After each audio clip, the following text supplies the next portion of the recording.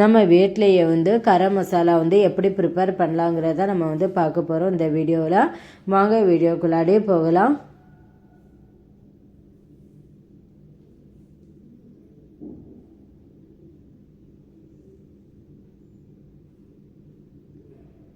ஈஸியாக சுலபமாக எப்படி அதை செய்யலாங்கிறத நம்ம பார்க்குறோம். இதுக்கு வந்து நான் 50 கிராம் மிளகு எடுத்துருக்கிறேன்.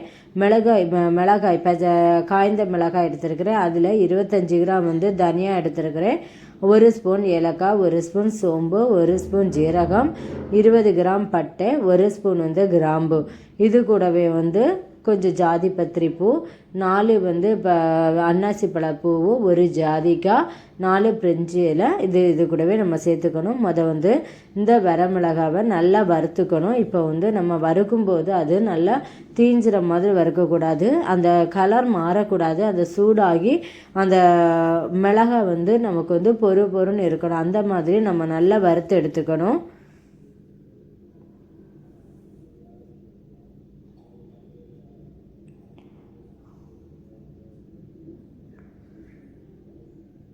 மிளகாவை இந்த ஸ்டேஜில் வறுத்து நம்ம எடுத்துக்கலாம். இதுக்கு அடுத்தது இது கூடவே நம்ம வந்து தனியாவையும் நல்லா வறுத்து எடுத்துக்கலாம். இப்போ மிளகும் தனியாவும் நம்ம வந்து தனித்தனியாக வறுத்தெடுக்கணும். மீதி எல்லாமே நம்ம சேர்த்து ஒட்டுக்க போட்டு நம்ம வந்து வறுத்தெடுத்துக்கலாம்.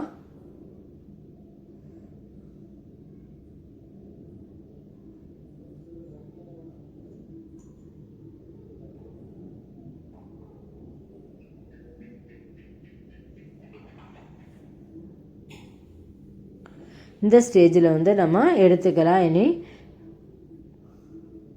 தனியா வறுத்தாச்சு, இதையும் நம்ம வந்து தனியாக எடுத்துக்கலாம். இது கூடவே சேர்த்தே நம்ம எடுத்து வச்சுக்கலாம்.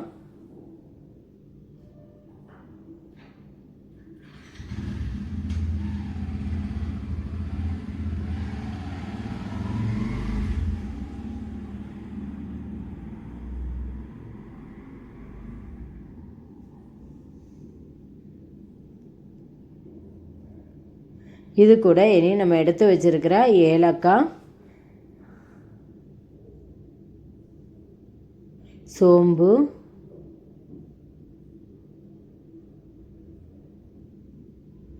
பட்டை, ஜீரகம், கிராம்பு, 4 ஜாதி பத்திரி பூ, 4 அன்னாசி பழம் பூ, 4 பிரிஞ்சி இலை, 1 ஸ்பூன் மிளகு,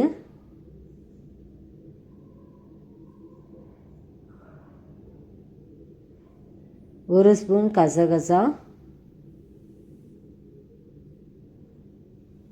இது எல்லாமே சேர்த்து நல்லா பொன்னிறமாக வருது. இது கூடவே 1 ஜாதிக்காயும் நம்ம சேர்த்துக்கணும்.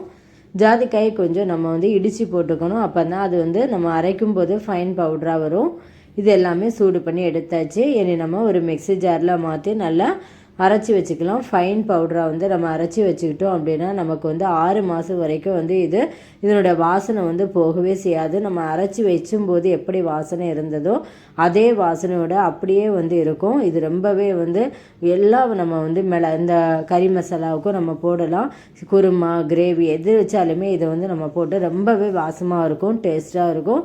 இந்த வீடியோ உங்களுக்கு பிடிச்சிருந்துன்னா லைக் பண்ணுங்கள், ஷேர் பண்ணுங்கள், சப்ஸ்கிரைப் பண்ணுங்கள், பக்கத்தில் இருக்க பெல் ஐக்கானை கிளிக் பண்ணுங்கள். நம்ம இன்னொரு வீடியோவில் மீட் பண்ணலாம். ஓகே, பாய், தேங்க்யூ.